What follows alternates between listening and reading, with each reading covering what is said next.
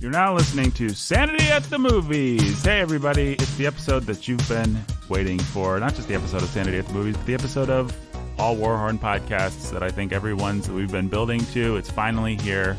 It is upon us. You can. Probably this is going to be the most downloaded episode in all of Warhorn media history. Yep. You should probably, if you put down your phone so you don't drop it with your trembling fingers right now. I know how excited you are to hear my thoughts. Nathan and I'm, of course, Nathan Albertson, your humble and obedient host. Pastor Jacob Benzel over there, his thoughts on Men in Black International. MIBI. MIBA. Mibby. We were going to do Star Wars Part 2 this week, but scheduling didn't work out. Yeah, and we had some trouble. So instead, we're doing a movie that you may not even know exists, probably won't remember in 6 months from now, but actually, I thought it was pretty good. It's fun. Yeah, it was likable. Yep. I'd say it was the second best of the franchise. Yeah, I don't remember. So I saw the first one I loved as a kid or whatever, whenever that came out, teenager. Mm-hmm. The second one is an objectively horrible movie. And I remember sort of liking the third one. Yeah, that is all correct. I remember seeing the third one specifically in theaters because I was in, I think it's Moore, Oklahoma. Mm-hmm. There's a place just in and around Norman, Oklahoma. I was there on a mission trip. It's a weird, fun story, but I had a friend who was planting a church, and we went to help out with some things when I was leading the college ministry. And I think at that time, they had all of the founders of abolish human abortion in their church, but that ended poorly. Those guys had been disciplined, excommunicated from another church, and my friend, the pastor of this church, was trying to work with them. They ended up leaving the church and founding an abolitionist church, and the church quite never recovered from it. And that's all I'll say about that. But anyhow, we took a free day and we went to, I think the name of the little town in that area is called Moore, and it has, I think the largest, or it had at that time, the largest movie theater screen in the world. Nice. And Avengers was in theaters, but Avengers had already had its run on the major screen, and Men in Black 3 was on that big screen. And I had all the college students with me, and even though they had all seen, and I had seen Avengers in theaters, and nobody had seen Men in Black 3, they all went to the smaller screens to rewatch Avengers. And I went just for the experience of seeing the biggest movie screen in the world, and watched Men in Black 3 by myself. Well, there's one thing that I want to see on the largest screen possible. It's Josh Brolin's face making quips, making deadpan quips. If you don't see that in the biggest... Tommy Lee Jones impersonation. Well, all the Craigs in Tommy Lee Jones' face. I dare say that you would have joined me in there rather than rewatching Avengers. Yes, I absolutely would have, if only for the freshness. And you do want to see a big screen. Although I had a bad experience with the big screen one time. I saw that classic work of cinema, The Matrix Reloaded, on a giant IMAX, like a real IMAX screen. Now, these days, everything's branded IMAX, but this was back when IMAX meant something, and I went and saw it in IMAX. And like the action scenes were cool. The big car chase that everybody remembers was cool. But man, pimples, the little nasty hairs on Keanu Reeves' face, on Lawrence Fishburne's face, in major close-up with, their face just like filling your entire field of vision. Like, you start to look at their teeth, you start to look at their nose hairs, like you realize that like a movie like Lawrence of Arabia or something is actually designed to be seen on a big screen. Modern movies, a lot of times, are not actually designed. They're designed to be watched on your TV. Yeah. Well, anyhow...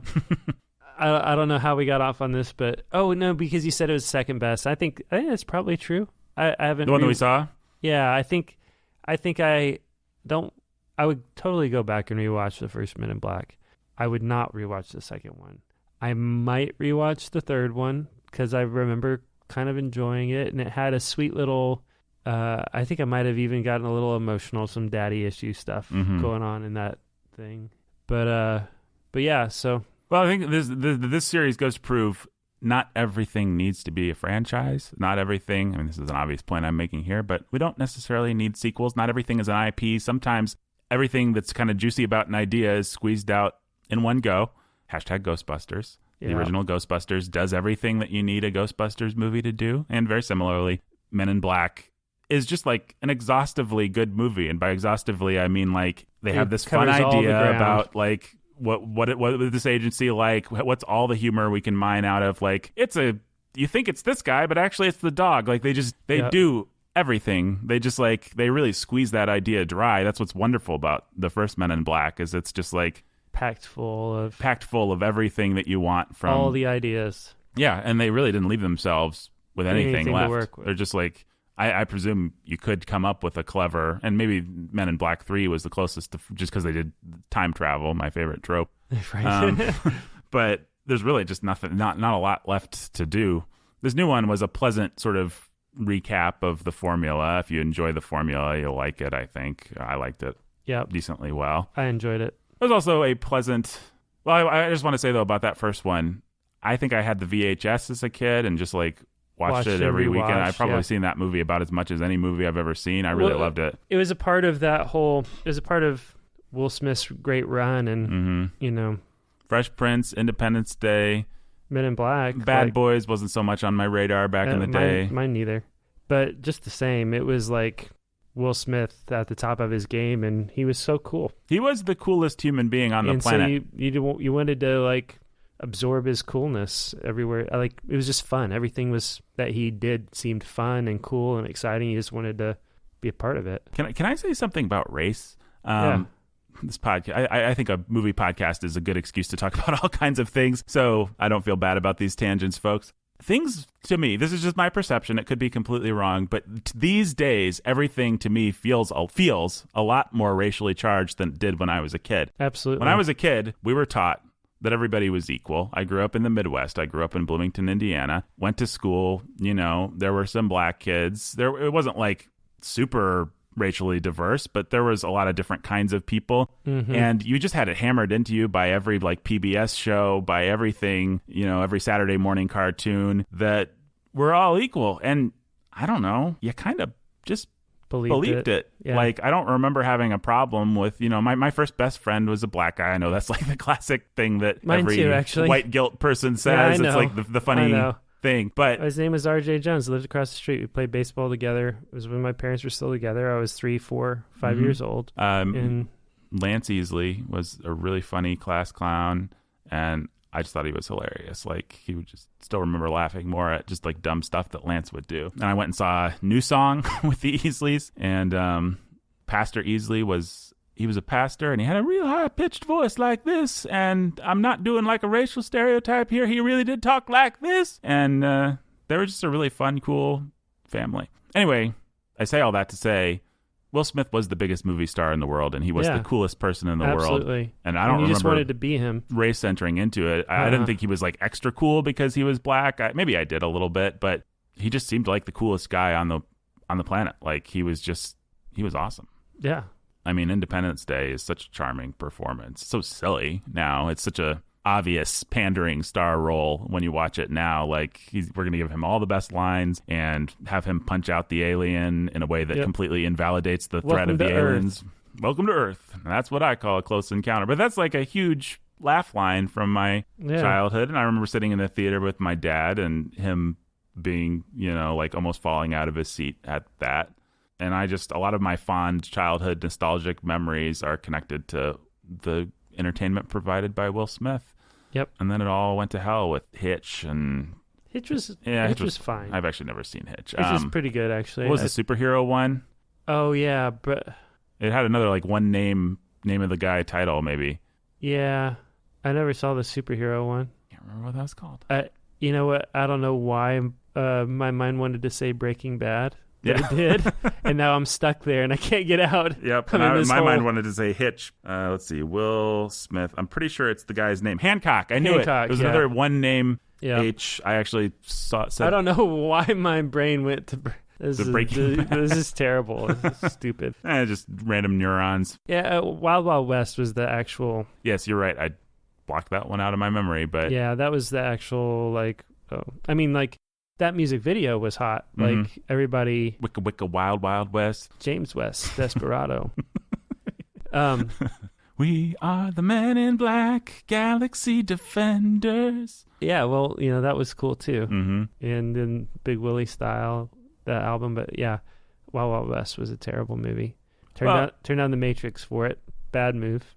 I think he was the celebrity in some ways that taught me not to trust celebrity culture. Like Will Smith, unfortunately, his brand was so great that you really felt like in the mid-90s you could just go see a Will Smith movie, and no matter what it was, no matter what the concept was, it was going to be worth seeing. Be fun. Because it had Will Smith. And Wild Wild West kind of began to ruin that idea. Deflate. Took a pen and burst that bubble. Oh, Will Smith still needs a script and an interesting concept and a reason for his movie to exist. Like, yeah, his charisma isn't enough. Yep. And you put him with Kevin Kline and they don't have chemistry. Yeah. Like, it's not funny or good or interesting. Kenneth Branagh's fun in that movie as the legless villain. Yeah. That is the one bright spot of that movie, as I vaguely recall it. Selma Hayek is the damsel in distress. She was a very beautiful damsel in distress. Not much else to say about her, I don't think. Nope. She played a number of beautiful damsels in distress and or damsels that could fire guns and stuff like that in the 90s. Yeah, but that was all of that to say, I suppose, the original Men in Black, I think they're a generation before us. Like, they had Ghostbusters. We kind of had Ghostbusters too, but I think Men in Black was sort of... I had Ghostbusters. Yeah, I felt like I had Ghostbusters too, but I think older people don't quite connect to Men in Black the way that I do. Like, Men in Black was my Ghostbusters in the sense that it was iconic. I had every line memorized. I could still and I think quote it. I think that was, part of the difference between me and the college kids at that time was like, this is the tallest movie theater in the world, and this is the Men in Black franchise, which I admit, like, second movie sucked, whatever, but still, it's a Will Smith movie on the biggest screen in the world. Like, but now they're gonna go rewatch Avengers, right, in a smaller screen in a normal movie theater. It's like, when are you gonna be in Moore, Oklahoma ever again? And when are you right? But they just didn't care. They just did not care at all. No, I don't know. I mean, Will Smith, everybody liked that Aladdin movie and liked him in it. I guess everybody knows him. He's still a draw. There's a reason why he was cast as Genie, and it's because of what we're talking about. Yeah. But I don't know. I'd be interested. A lot of times, there's like some juicy piece of gossip or something that you can kind of connect to it. Like, you'll see, like Harrison Ford, for example, divorced his first wife and took up with Anne Hesh, and immediately transformed into a grumpy old man that did things like Hollywood Homicide and was boring and stupid and lame and everything. And I don't know how connected those things are, but they sure felt connected, and I tend to think they probably were. Yeah, but Will Smith seem to defy that. Yeah. Like, I don't know, man. Like, he's always been pretty careful about his image. He's always been a family man. That his son / whatever he is gone a little wild, but in the celebrity Miley Cyrus kind of a way. Off the rails. Yeah. But he still manages to maintain a good husband, father, very, very clean family image. brand. And even though Jaden feels off the rails, it feels like Jaden still loves and respects his dad. Right. Maybe one day we'll find out some dirty secret, but kind of doubt it, because I kind of want to buy. I don't know, but maybe he's Bill Cosby. But yeah, who knows? Who knows? But like, I bought into Bill Cosby. Yeah. Just to take a recent example. Maybe he's Harvey Weinstein, Jake, because I don't see color. Bill Cosby and Will Smith. Harvey Weinstein is not somebody that I ever had a positive image of as a wholesome father. You're right. Bill Cosby actually is the best analogy. They just happen to be the same race. Tim Allen, I guess. Yeah, but Tim Allen was always sort of like goofy doofus dad, though. Yeah, and Tim Allen went to jail. Tom Hanks on a cocaine charge before becoming Tool Time, before calling Tool Time or whatever. Yeah, Tom Hanks. Yeah, I mean Hanks. But he doesn't have a father family. Like, that's not his image. His image is just like super cool, fun, hilarious old guy who is amazing to work with, or something like that, right? Yeah, super fun. Well, it used to be super fun, goofy leading man. Big.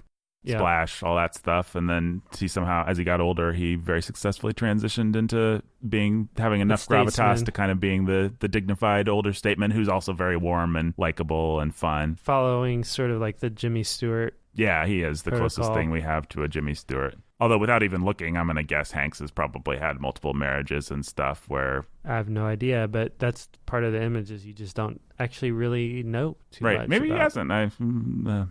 Lots of maybe he hasn't, but I don't. Anyhow, Will Smith, regardless of what he does in the movies nowadays, he's an awesome follow on social media. Mm-hmm. If you want to follow his Instagram, or what kind of content would you get if you it's follow just fun, Will Smith on fun, Instagram? funny stuff and fun, cute stuff, and it's kind of hard to put your finger on. A lot of variety, but him making fun of his kids in a sweet like Robert Downey Jr. go to sleep or I'm going to take all your toys kind of sell all your toys kind of way, or being sweet with his wife, or making her angry in a funny way, or I don't know. It's cute. It's fun. He's got funny. Great brand management. This Absolutely. guy. The people around him are he's smart. The people around him are really smart. He may not always pick the best roles, but well, he's one of those guys where it's almost like he's too smart. If I wanted to sort of take a guess here at why it didn't work, it's almost like you have to, at a certain point, you have to be smart, and then you have to have instinct. And sometimes you can be too smart and actually overthink your instinct. It's like someone with good instinct goes for The Matrix. Someone who's smart actually goes for Wild Wild West. It's a follow-up to Men in Black. It's the same director. It's the same team. We've just had a huge success. Now we're going to recreate that formula. It makes sense. Your people, your team might very well talk it all over and say, okay, the best move now is to just get another Men in Black type thing in the box. And then you take it even farther, and it's like, think about how sort of progressive and edgy the idea of actually Will Smith can pull off a black cowboy, Jim West, right? And everybody will be happy to buy what he's selling, and everybody was happy to buy what he was selling, except the product was trash, right? But we dutifully forked over our money, and we all went and saw it, and we weren't gonna think twice about the idea of this actually, is complicated because it's a historical set piece. Like, we didn't care about that. There's a wonderful quote by Stephen King that I always like where he says, I could literally publish my laundry list. I'm that powerful. I could publish, but he says, what could I publish for my next thing? Exactly. Well, and that was the trouble with this movie. And it didn't have anything to do with, it was a killer power move for him to do it. And I'm sure that probably factored into it. Right. Like, hey, guess what? I'm so on top of the world. I can go do an old Western and be the black cowboy hero, and y'all are going to pay for it, and y'all are going to love it because I'm just that awesome. And if it were a good script, it would have worked. It would have, yeah. Yeah, but it's knowing how to still stay humble. And it would have totally, like, if you think about it from that perspective, like, in terms of taking a risk and really trying to solidify your legacy, like, what a bold move. And what if that had actually worked? But there you sort of start to put your finger on what's wrong with it, because at the end of the day, you need a script. And what happens to these people a lot of times, I'm not saying this definitely happened, but they get to the point where they think, I actually can do it. The X factor is simply me. And the X factor is never you. The X factor is your team. The X factor is the script that you choose. The X factor is all kinds of things, but you can't rely on yourself. It's like, I can't think of a good example off the top of my head, but sometimes you'll see, if anybody remembers that Charlie's Angels movie where... I do remember that. I don't think I ever saw it, but I remember it. Oh, I saw it, buddy. What's his face? Bill Murray plays the comic relief in that movie, and he's kind of funny, but you can also tell they didn't write anything for him. They just said, we have Bill Murray, he can just do stuff. And it's like, Bill Murray is funny. He's a good improvisational, like, he can come up with funny stuff, but it still really helps if you give him a role to play and something to do. If you give him something okay, he'll make it great. But if you give him nothing, it's hard to make nothing into something. So Independence Day was 96. So Fresh Prince ends in 96, right? That year, Independence Day drops. Boom. 1997, Men in Black drops. And so does Millennium. It's just like... Which was a huge album, if people don't remember. Crazy. And then he did Enemy of the State, and then he did Wild Wild West. And then we take a minute, and we come back with Bagger Vance and Ali. And then Men in Black 2, and then Bad Boys 2. Then iRobot, Shark Tale, which was like the biggest flop in the middle of a whole bunch of really successful Yep. Then Hitch, which I like. Pursuit of Happiness, which I really like. Never seen it. Presumably, I would like it if I did. But these were two, like, in Pursuit of Happiness especially was more like I'm transitioning to a more older fatherly sort of role. Right. Then I Am Legend and Hancock. I Am Legend was pretty good, as I recall. I remember liking it, but it's sort of like Castaway. Yeah, and it felt very much like a star vehicle. There wasn't a lot that was really interesting about it. 7 Pounds, which I don't even know. I do, and it sounds really stupid. I've not seen it. Men in Black 3, then After Earth. Yeah, Focus. I haven't seen that. That's him and Margot Robbie, is that? Yeah, I remember hearing about that, but I did not see that. I don't know. It's always interesting with these kinds of guys, too, is... Concussion, Concussion, which was him trying to do some Oscar bait that didn't pay off. And then Suicide Squad and Bright. Oh.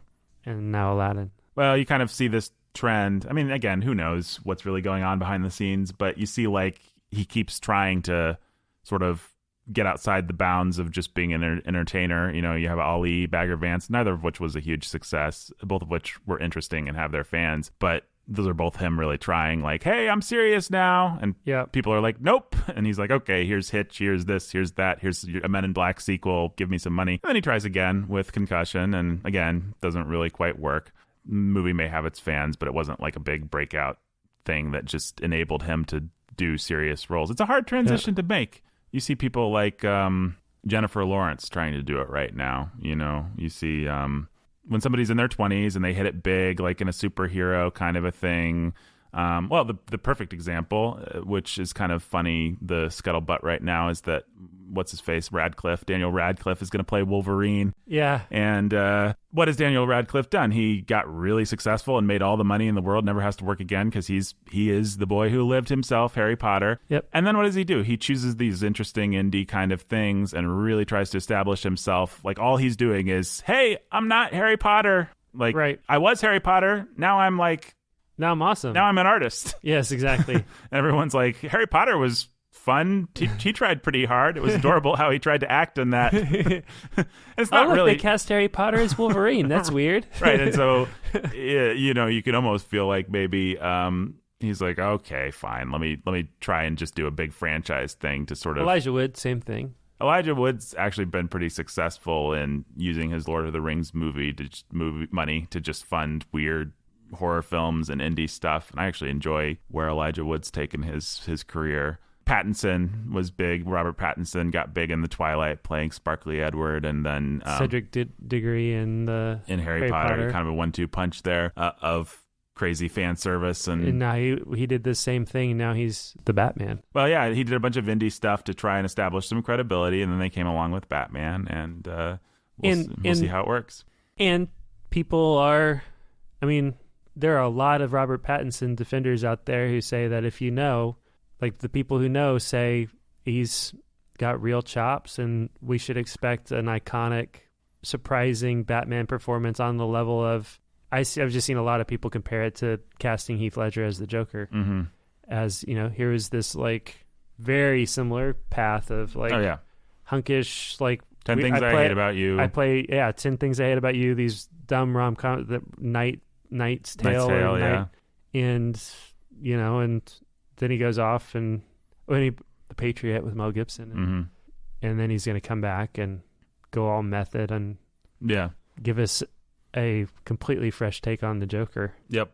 Yeah. Well, and he did. You know, that's what everyone dreams of. They don't dream of what happened to Heath Ledger right after that, but exactly they dream of just finding that role that will allow you to completely redefine your persona and transcend it. Leonardo DiCaprio is an example of this whole thing done right. He's been really smart. And what he did is he attached himself to Martin Scorsese, and that was a really smart thing to do. You find somebody that I think that's an example of what I'm talking about, where I think maybe Will Smith went wrong. You just always need to understand that it's not just about you. It's about your collaborators, and it's about the people that are going to make you look good. And so DiCaprio did first Gangs of New York, and his performance isn't that great in that, but then he did The Aviator, and then he did Shutter Island, and then he did this and that, and he actually grew. And you can kind of feel like, you know, he just said, Scorsese, I will let you make popular movies because my name sells tickets if you'll help me be an artist. Yeah. And it was a really good thing for both Good men. move. Yeah.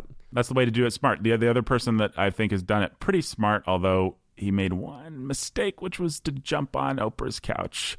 Tom Cruise, just baby. ruined him. Yeah. But Cruise is always really smart about the team that he That picked. was actually, the only dumb thing about jumping on Oprah's couch was the timing. Yeah. In history. Mm-hmm. Like, that thing is like the first viral video ever. Yeah. It is like, actually literally like. It is like if you look up the history of viral videos. Right.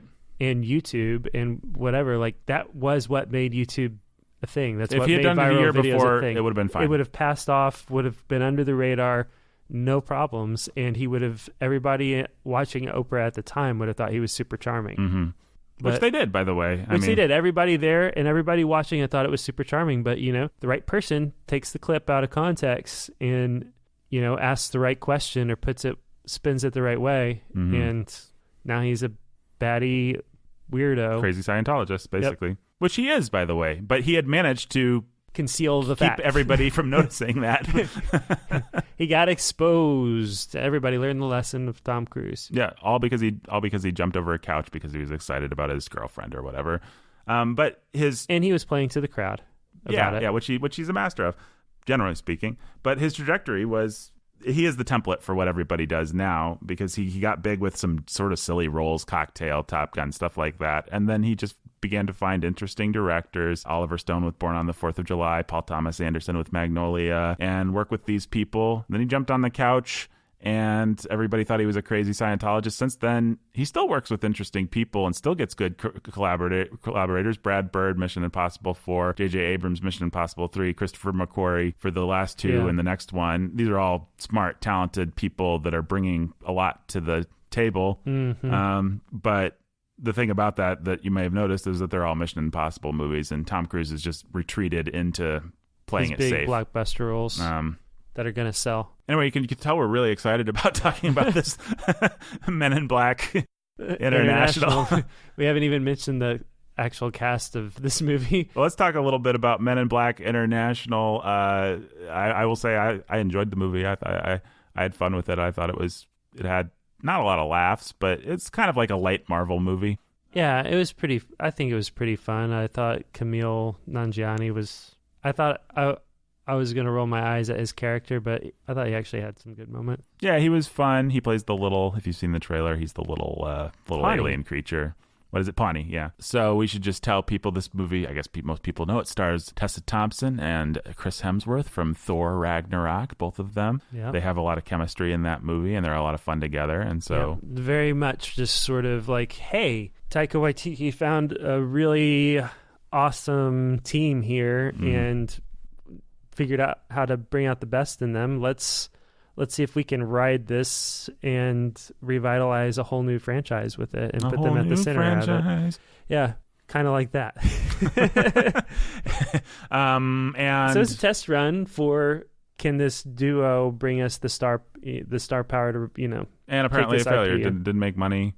It didn't. No, it didn't. It did okay internationally, but it was pretty weak domestically, and the audience score isn't that great. I was a little surprised that people didn't like it. I actually liked it okay. I didn't think it was anything. It was like a good kind of movie that comes on TV and you watch with your dad on a lazy Saturday afternoon or something like that. Have some fun with it. It's fun. I think, did we already say? I think I'd say it's probably the second best of a franchise that never should have existed. This movie shouldn't exist, but given that it does, yeah. And people are going to rake me over the coals, by the way, Jake, for going so viciously on the attack against Aladdin and then giving this thing a pass. Yes, they are. Which is completely fair. But I can only feel the way that I feel. I'm sorry. Yeah. Well, the difference with you is often just expectations, and you wanted Aladdin to transport you to a whole new world. A whole new world, yeah. And instead it was... the space alien movie, you know what? That's actually false. That's actually false. I wanted Aladdin to transport me to the same old world. The same old world I remembered from my childhood. But instead it was new and homogenized and had no flavor of Mystic Orient. It actually made me appreciate what I really love about the old Aladdin. I know we talked about this last time or a couple times ago, but I dare say if people are listening to this, they've probably listened to our take on that. So. Yeah. But the thing is, I don't know. I don't know what the difference is. I'm going to try and justify this. Aladdin felt like maybe there's just no way to save myself here. I think I'm sunk. People are. I think I tried to save you, and then you spit on it. I spit on it. Yeah. Well, how did you try and save me again? What I said is, you expected it to take you. Your expectations were just higher for Aladdin, so you had set a higher standard for it. You wanted it to be. But the interesting thing is that Men in Black is a movie that I remember a lot more fondly than Aladdin. So you'd think But you think of it as a genre piece and not as a transportive Disney musical. Yeah, that's true. I want more. You think of it as a quirky, fun comedy that isn't supposed to have any substance or anything about it except for quippy lines and charming performances. Well, it's also kind of maybe that I already died to the franchise. Like Men in Black 2, I hate that movie, and it so thoroughly ruined any appetite for Men in Black that even Men in Black 3 just kind of felt like, okay, it's nice that they're trying again. Yeah. And it was cute. It was fun. But this one, it's like, it's something that it's already been so degraded and deformed and is so not what I remember that that second movie is disgusting. It's really bad. It's mean-spirited. It's nasty. It's just mean. Like, I don't remember it that well, but it's not funny. It's so bad. And they're obviously not trying, and Smith is not charismatic in that movie, actually. It just feels like such a paycheck for everybody involved, and I hope that they all paid a nice mortgage on a nice house in the Hollywood Hills somewhere. But Tommy Lee Jones got to add some steers to his ranch that I like to imagine he probably keeps in Texas or something like that. That's what Kevin Costner wants you to think he does. Yeah, very true. Tommy Lee Jones doesn't care what you think about him. No, that's the cool thing about Tommy Lee Jones. And we really should have Brandon here because I'm pretty sure his dad has either met or found himself in the same diner with Tommy Lee Jones. So next time we have Brandon on, we'll have to ask him about his Tommy Lee Jones, the vaguely Tommy Lee Jones adjacent story that he has. Yeah, I think okay, you've helped me figure it out. Disney is a brand that I still really respect, actually. And I've more or less liked their remakes, and I think Disney's actually not trampled their legacy. I know people say they have. I think they've been pretty smart about it. And I still love a big, bold Disney musical, and I love musicals in general, and I love fairy tales. And that's like, just Aladdin is everything I like. And so I kind of hold it to a high standard, rightly or wrongly. I suppose most of our listeners will say wrongly, perhaps, but poor, pitiful me. Men in Black, it's like, they already ruined it a long time ago. If this movie manages to squeeze a little fun. If I end up not resenting and falling asleep over the next hour and a half to 2 hours, then I'm happy. Yeah, it'll be nice. I'll eat some sour M&Ms or what are those things? Sour Skittles. with my girlfriend, and it'll be fine. And it was. Thompson and Hemsworth were a fun duo, and did you think that they were reasonably charismatic? Did they bring the Thor charm? Thor Ragnarok, I should say, one of our favorite Marvel movies. Yeah, I think it is one of my, probably right up, I don't know what, top 3 maybe. I'd say if you're gonna count which one would I watch again, which one do I watch again as then my favorite, it's probably the top. Then it is my favorite. Yeah, it's the most rewatchable of all of them. That's for sure. May not mean it's objectively the best. Well, but it also demands less of you. Like, exactly. If it's some Friday night and you're just burnt out, you don't want to is too much in a movie. No way. Or even an objectively really solid movie like Spider-Man: Homecoming requires more emotion from you. Robert Downey Jr. being a good daddy, and or Winter Soldier. Or even Civil War. Mm-hmm.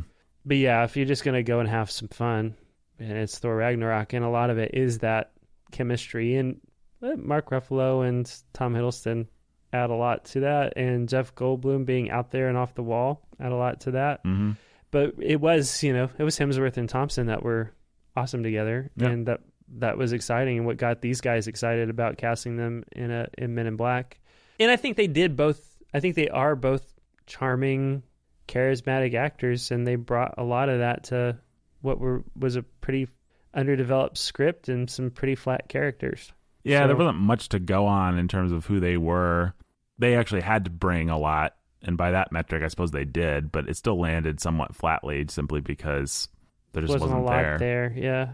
And there was some weird stuff, did they just not finish writing this script, or did something get cut out? Well, yeah, it was just really sort of like, are we... I was explaining my thoughts on this earlier, to you, but the whole idea that we're going to both play with the idea of Hemsworth's character as, is he a mole? Is he a part of the Borg or whatever we call it, the Hive? The Hive. So the whole idea of the movie, the conceit for people who haven't seen it, which is presumably everyone listening to this, yes, is that there's a mole in MIB, and so Tessa Thompson's character is brand new and fresh. We know we can trust her. She came off the streets. She's fresh, and she's at the center of it, and she gets trusted with a MacGuffin, and she doesn't know who to trust, but she's paired up tightly with Chris Hemsworth. And we know that Chris Hemsworth's character and Liam Neeson's character had fought this enemy before, but we didn't get to see what happened. And so we probably definitely know that Liam Neeson is definitely Hive. And if we're smart enough to think about it, well, there are three characters if they're going to relaunch the brand, then they can't kill Chris Hemsworth, and I don't think he can come back from the Hive, so I think that he's probably not, but they're trying to play with they present three characters. There's Chris Hemsworth, and they kind of want you to ask the question. Then there's this guy, I think his name is Red Harrington. Yes. He's like this guy that's mean to them, and I hate the people that you like. I'm a bureaucrat that's in your way. I cause problems for everybody that's fun and charming. Right, and then I peer suspiciously through my glasses. Oh, it must be him. Old Red Harrington. He's a really well-developed character. Yep. I thought that actor did a nice job. He did with a nice job role. I liked him. And then you have Liam Neeson, and I think we're just spoilers, folks. There's this, Roger Ebert has something called the law of economy of character, and the law of economy of character begs the question, why is someone in a movie? And you can ask it about an actor, like why is an actor in a movie? Why did Liam Neeson sign on to do this nothing role as the mentor that's hardly in it? Well, turns out he's actually the bad guy. Could it be because he's got a big bad guy speech at the end? You know, you can predict almost 100% of movies just using this rule. Like, why are we spending so much? It's either the actor or even just the way they set up the character. Why are we spending so much time with this pharmacist in this serial killer movie? Like this, we're spending a lot of time at the pharmacy talking to this pharmacist who doesn't seem that important, but they cast an actor that's like a good actor to play the pharmacist. Like, it must just be because they wanted to write good scenes for the No, it's because he's the killer. Yep. The only way to really avoid that is your Agatha Christie style, everybody's suspicious, which I guess they kind of lamely tried to do in this one. It is what they tried to do. Like, they didn't really play too much with the idea that it could be Thompson, but you sort of like... Emma Thompson or Tessa Thompson? Huh? Emma Thompson or Tessa? Tessa Thompson. Yeah, I mean, they also played the idea really low-key subtly at the end that Emma Thompson and Liam Neeson were a thing. And the whole reason Emma Thompson's in New York is because there are rules. Right. But yeah, part of the problem that I think actually inhibited Thompson and Hemsworth from having the chemistry that they needed to sell the movie is that you had to be suspicious. They kept seeding suspicion of Hemsworth. Right. Like, he's not the same as he was. I don't trust him. I don't blah, blah, blah, you know, they whatever. Didn't bother writing compelling reasons why he would be those things apart from plot reasons. Like, no, they didn't. He had a relationship that went bad on him or something, and that was supposed to explain all of his erratic behavior. And it really didn't. Like, no, it was just like, he's sort of, and the other thing that is maybe a little off-putting is just how debauched his character kind of was. Yeah, they have him wake up with an alien octopus lady at one point, kind of a Captain Kirk style. Yeah, I mean, he was bribed into it, he was sort of bribed into it by, you know, his life being on the line. Yeah, trading sexual favors is for life is always not any kind of a real life issue that anyone's talking about right now, or anything that we should care about. Just being a light entertainment in our movies. Yeah. Hollywood is hypocritical, folks. That's the satirical point I'm making with my scintillating sarcasm there. Yeah. Anyhow, so what they actually want to try to pull at the end is like, actually, there's been this like slow burn romantic thing between Thompson and Hemsworth that you're supposed to feel bad about them not being able to be with each other now and not being able to bring healing and emotional balance to each other's lives the way that they had as partners, but they actually never accomplished that. They just sort of like said at the end that that's what happened.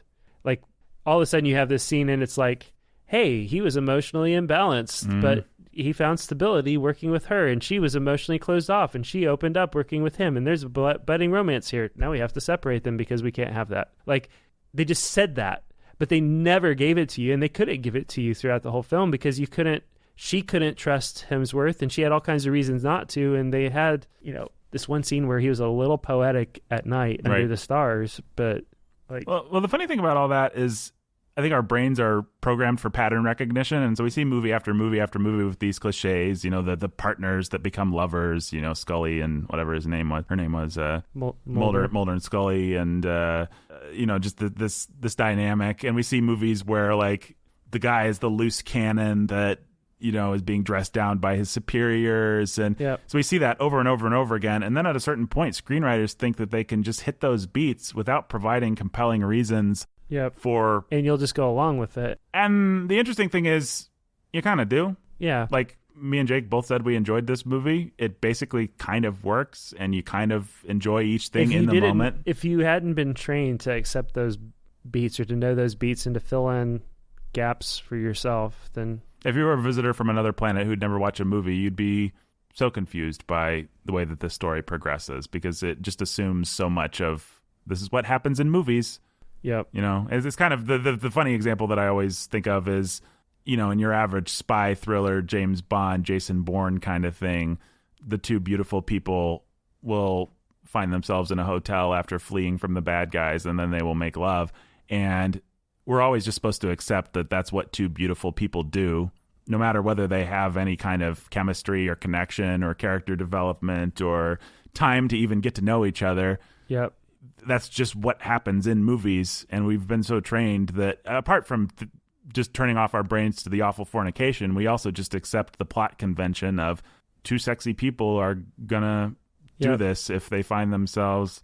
And this movie was rife with not wicked things like that, but just plot points that were kind of like, this is what happens in movies. So, fun fact: when's the last time you've heard a movie use the word fornicate? Men in Black International. That's right. Like that was interesting. The one and only time I've ever heard that. Maybe the only time I've ever heard it. Yeah. The word fornicate in a movie. Yep. Well, does that lead us to the final and real point we wanted to talk about this movie? Sure. Is there anything else to say about the movie in general? It was kind of fun. It was fun. Yeah. It could have been better. There could have been better chemistry, but they brought chemistry and charm of their own accord. I thought the special effects sequences were reasonably pretty fun, exciting and fun and well done. Nothing special, but just a good Saturday afternoon time waster. If you think you might like it, you probably will. If you're not interested, if you've tuned out on that franchise, this is not a time to jump back in. It's not going to win you over if you don't think you'll already like it. Nope. So that's all there is to say about the movie. Hemsworth and Thompson, I think, both very talented people that can go on to things. There's maybe one more thing worth saying, which is this. I'll just point this out for people. You may have had an unarticulated discomfort with the dynamics between Thompson and Hemsworth, but there is a sense in which they're playing on old stereotypes, but they are also inverting them, where Thompson was... She's beating the crap out of the bad She's guy, the man, and we keep cutting to... And he's actually the eye candy.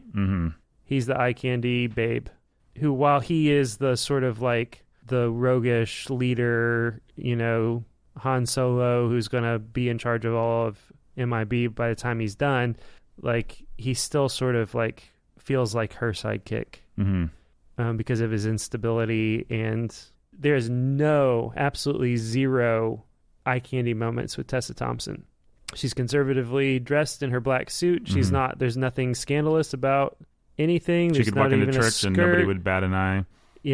She's just buttoned up to the top button, but with Hemsworth, we're going to get, shirtless scenes and his shirt being unbuttoned halfway down his chest. And, we're going to get him out of the suit and into some super tight pink pants. And we're going to, it's a fascinating double standard, and it's fascinating to compare it to 20 years ago, and to think how offended people would be now if you swapped the sexes of the two leads. I mean, down to the thing we were just talking about, the scene where Hemsworth is forced to trade sex for survival.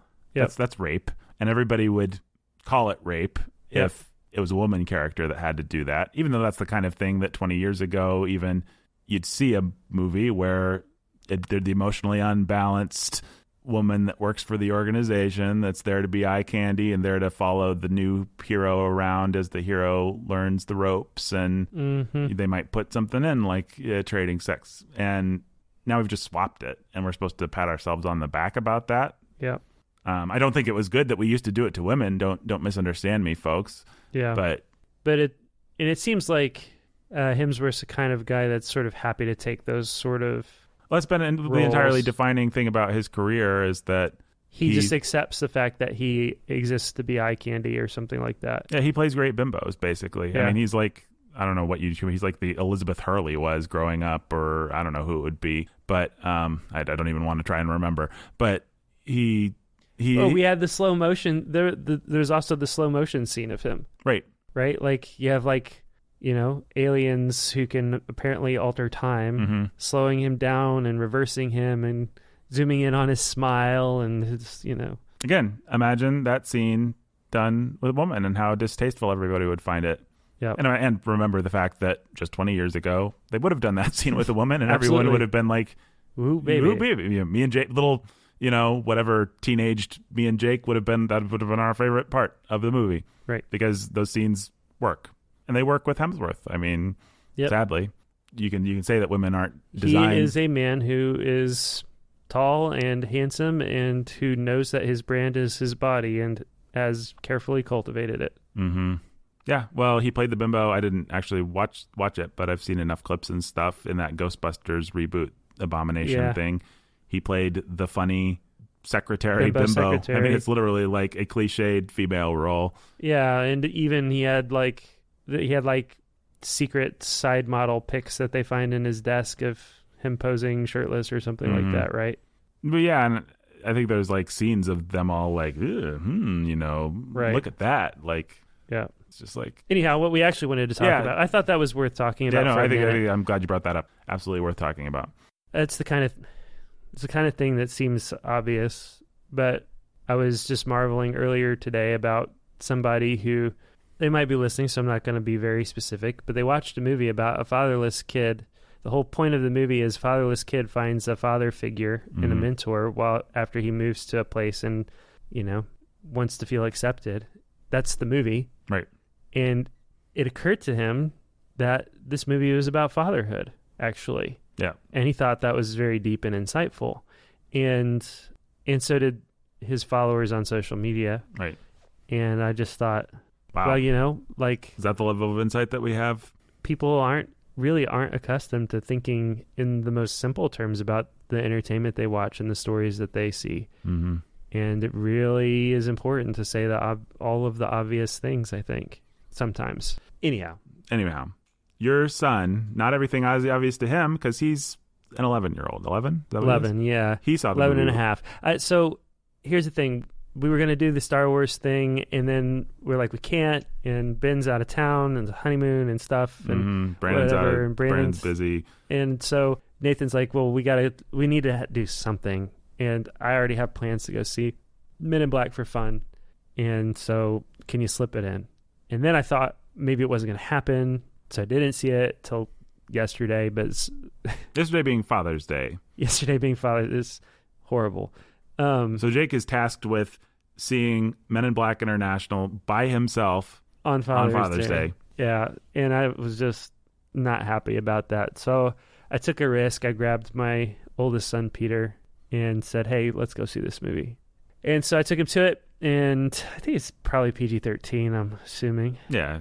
So we watched it, and I expected him to just think, man, I got to go see a movie, just me and Dad, and I was just prepared to laugh, and it was Thor, and, that was all funny and fun and exciting, and so he came out of the theater, and I expected him to just accept it and think it was great and fun, and he did not like it. And so we got to talking about it, and I started to ask him why. And there's a scene pretty early in the movie, first act or beginning of the second act. I can't really remember, can't really place it, but pretty early on, I think probably beginning of the second act. And it's a club scene, and it's like aliens in a club dancing, and everything about that whole scene was so off-putting to him that it basically ruined the movie for him. And so we started talking about it, and I ask him why he didn't like it. He can't really explain it to me, what he didn't like about that scene. I think I know why he doesn't like it. But, I say to him, look, it's important, sometimes your intuitions or your feelings about these things are right. And it's important for growing in discernment that you learn how to say, understand, articulate what makes you uncomfortable or what makes you think something's weird or what you don't like about it. He's like, well, it was just weird.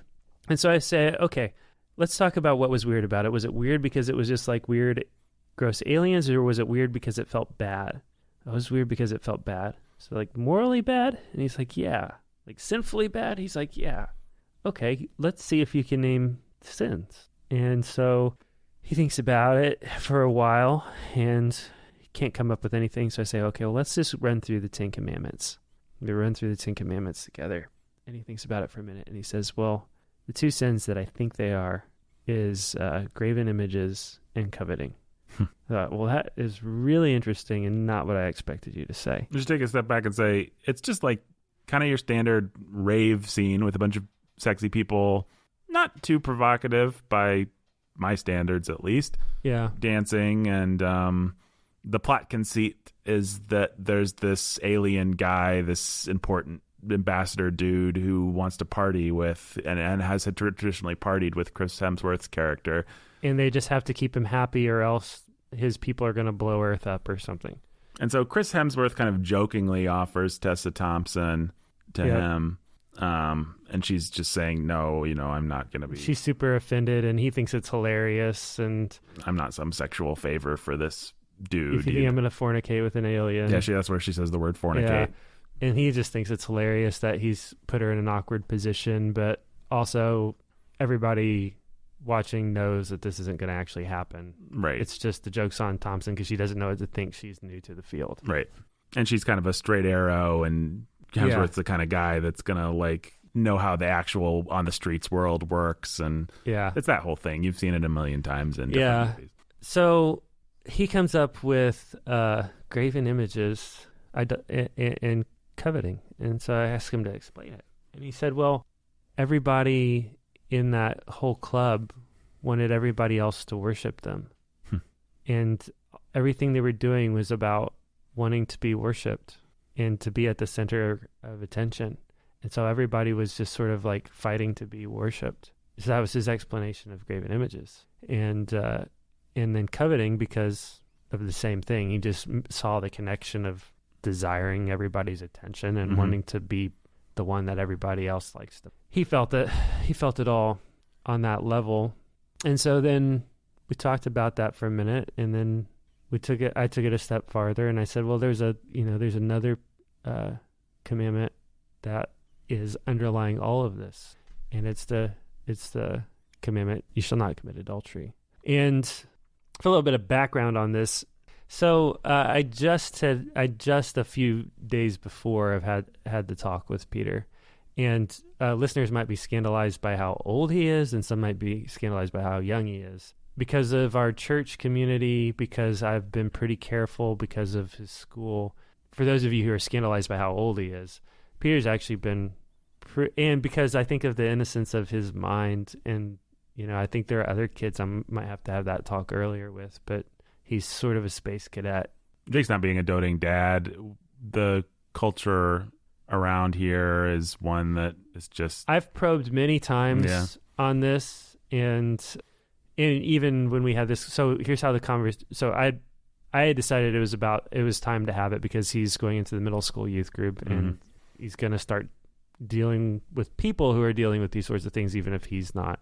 But even then, I ask him, he has no idea, just has no idea what sex is or anything like that. But in God's kindness, it came up actually really naturally because I don't even remember how we were having this call. It's like, for some reason, all the other kids were in bed, and maybe we had gotten home from a baseball game or something like that a little late. I don't know what the deal was, but it was just like me and him and Amanda. And then he was talking about, it was his first night at youth group. It was after his first night of youth group, and we came home, and he had the youth leader had given him a little questionnaire, and we talked about some of the questions that were on it about what does it mean to some of the questions were like, have you been baptized? Are you a Christian? Are you from a Christian home? Are you, all kinds of stuff like that. We're talking about that. We ended up talking about sin. And he just asked the question. He said, in talking about his sins to me, it was really sweet. I was not surprised, but it was just sweet how well he knew his sins. But then he just volunteered, but the one command that's always confused me is adultery, and I just don't know if I've violated it or not. Like, I don't know. Like, I feel bad that I don't know how to obey that command. And so I was just like, all right, let's talk about that. So we did. We talked it through and talked through the birds and the bees and all that other fun stuff, special hugs and whatnot. And it was really sweet. And he went to bed saying, man, I'm going to have weird dreams tonight, which was pretty fun.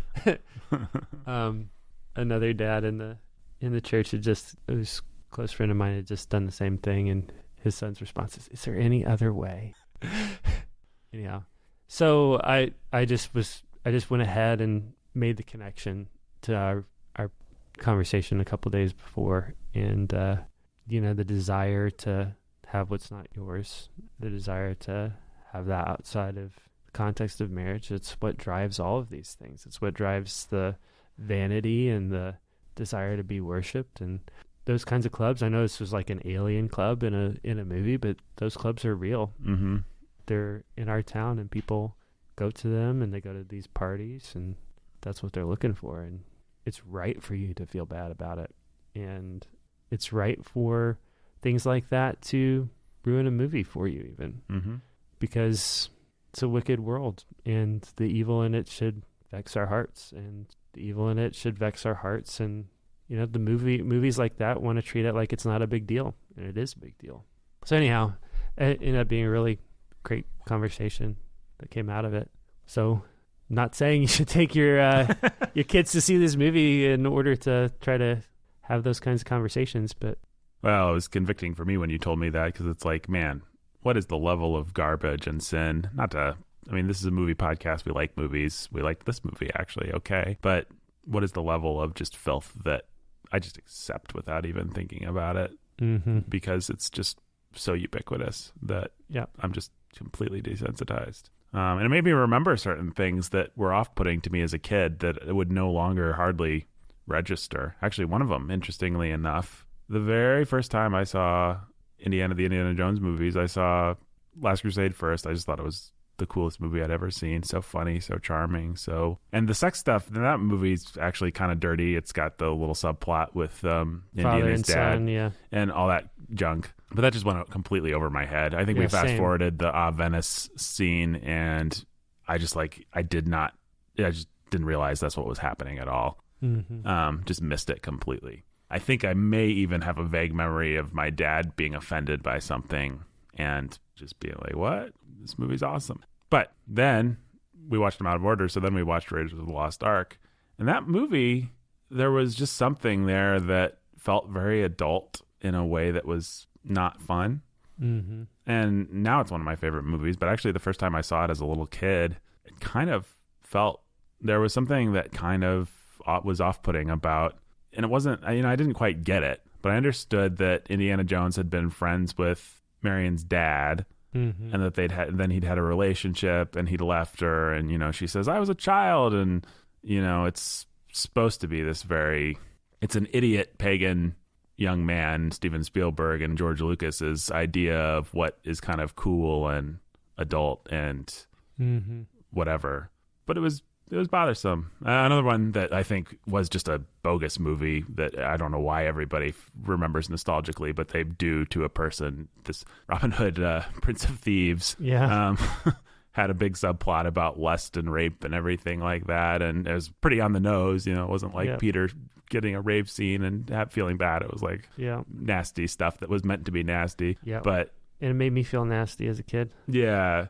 But I remember having that very weird, disorienting feeling that I think Peter may have felt of like, this thing was intended to entertain me. It's supposed to entertain me. I want to be entertained. It's the kind of thing that does entertain me generally and that I like. And yet, there's a thing in it that just made me feel bad, and I can't get over it. Well, you have this feeling of the James Bond movies did that to me too when I saw them early on, because here's this guy that's just unapologetically a killer and unapologetically a fornicator. Yeah.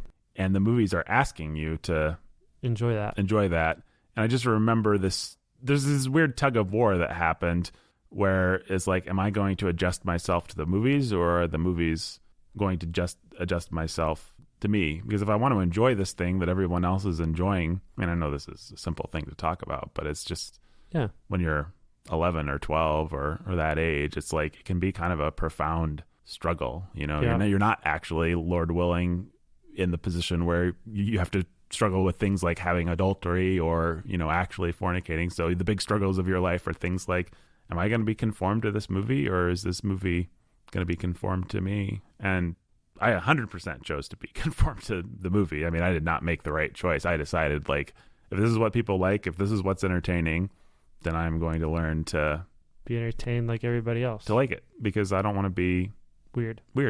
But I wish that I would have had a dad like you, Jake, who would have said, you know, you don't have to like it.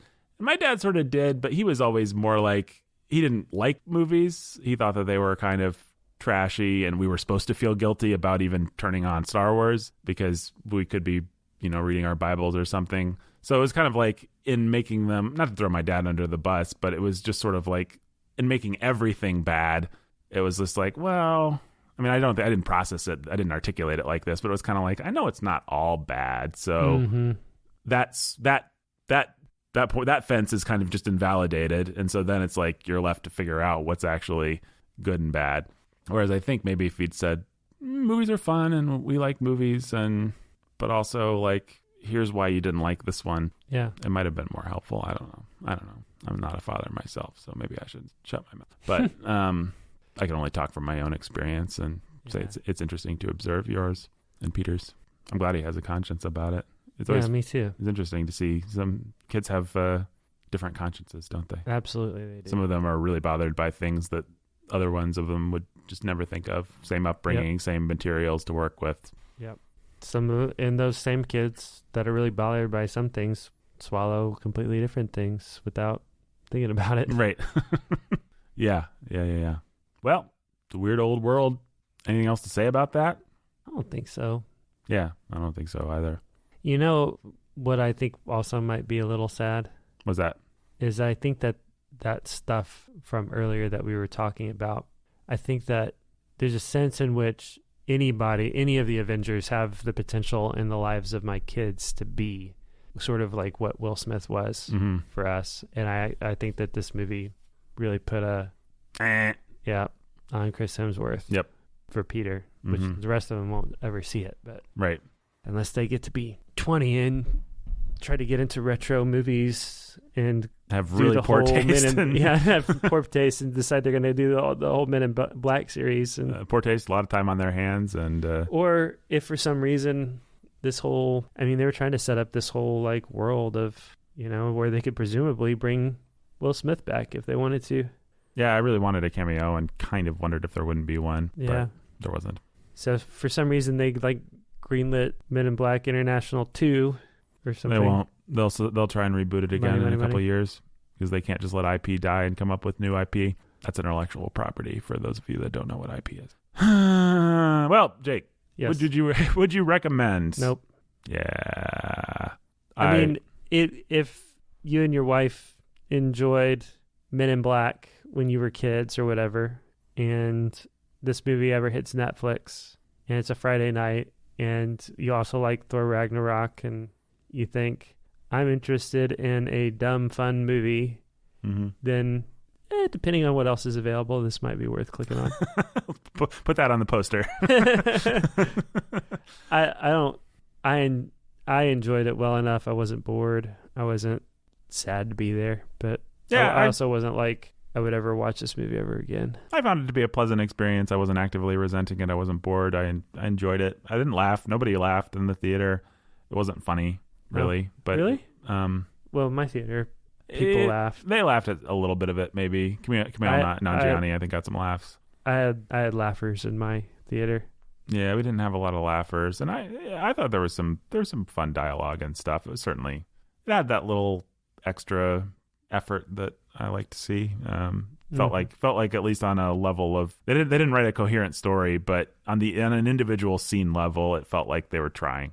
Yeah, which really that's the difference between this and Aladdin for me is that, and that's why I like the one and don't like the other, even though Aladdin objectively probably is a much better movie. It is, but probably 100% certainty. Aladdin, if it is a better movie, just kind of fell into it in an idiotic fashion.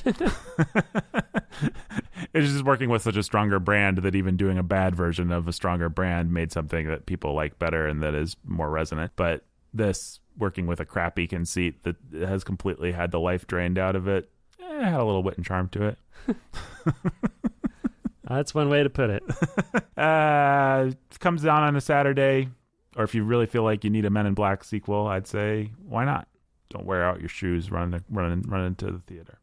Tessa Thompson got to turn down the Noisy Cricket. No muss, no fuss. She did turn down the Noisy Cricket. And they just gave her a better gun. Yeah. You know, she was only probationary.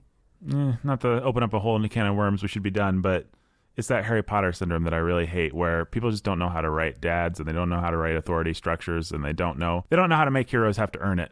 Harry Potter never had to earn it. He was always just cool.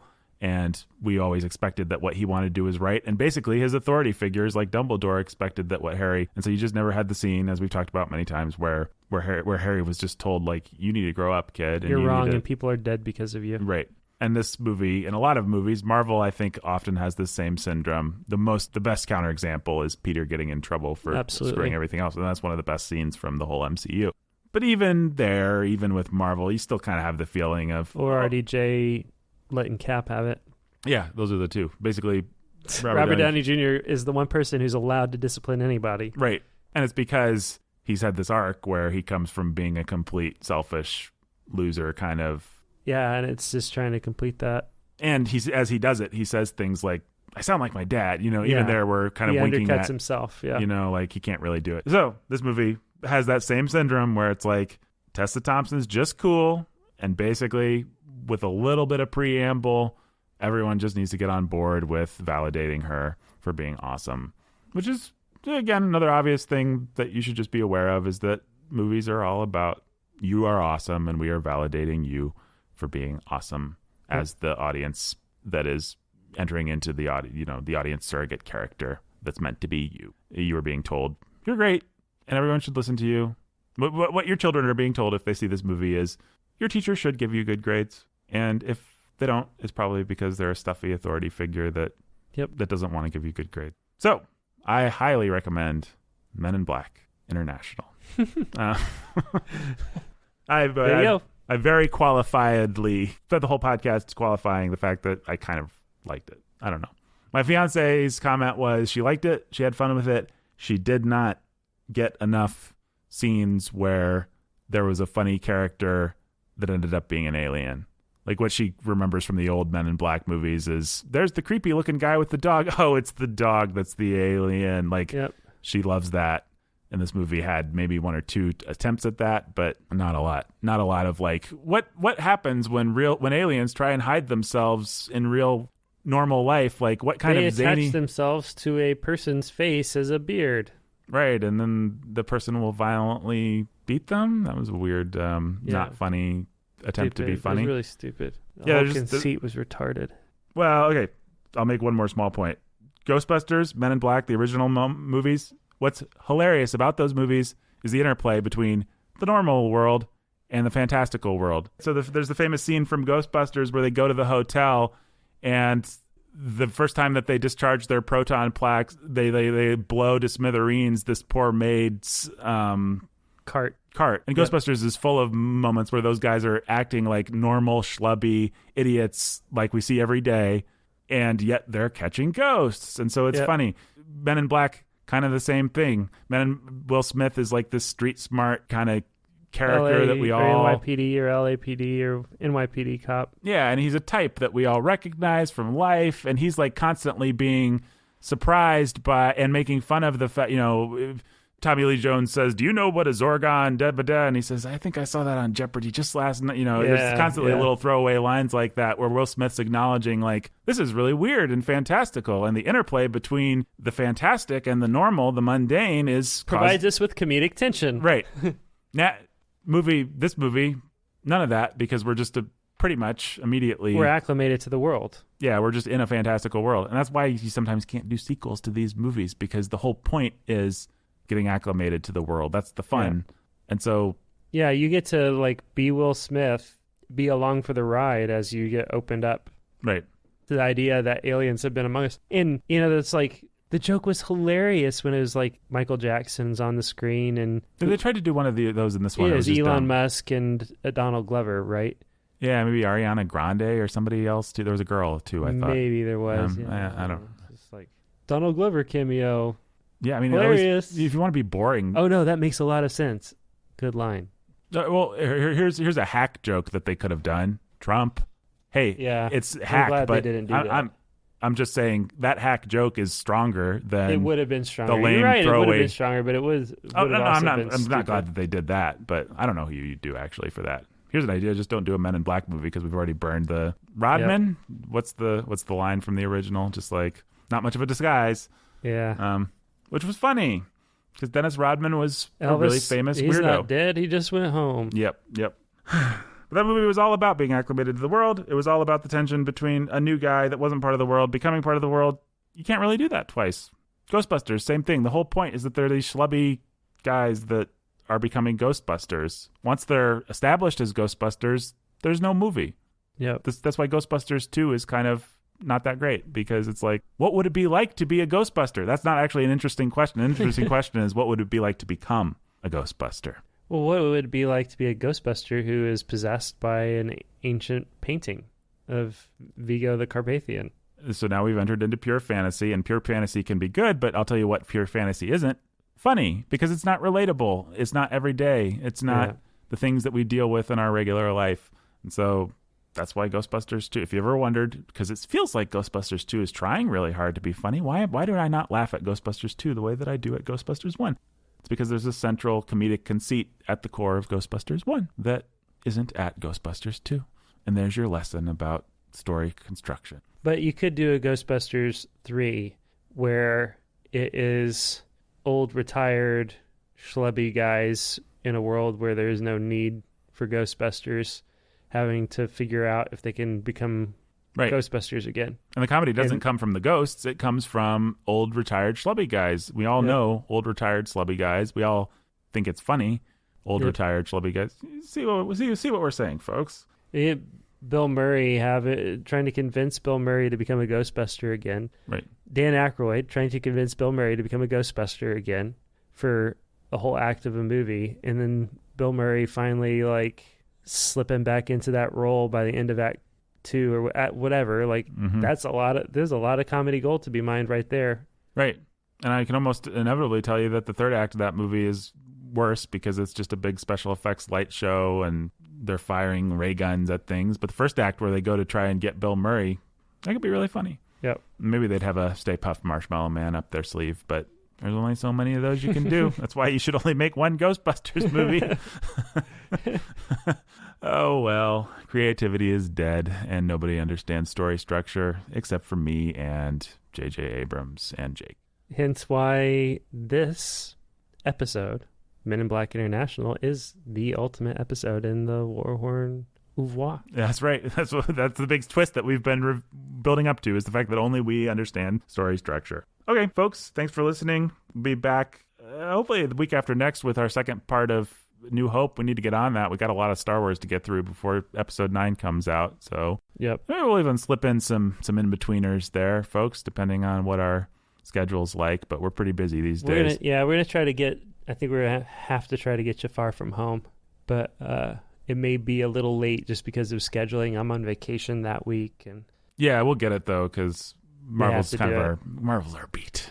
Yeah, and it's gonna tell us a lot of things about where Marvel's headed and whether we're even interested in tracking it further, going with them. All right, thanks for listening, folks. Written, produced, and executive produced by me, many of those things. Jake, at least one of those things. Also wrote and performed it, though. Improvisational manner. And until next time. The universe has a way of leading you to the place. Right to the place. How does that go? I don't know. Fornicate? You could just say fornicate. Fornicate.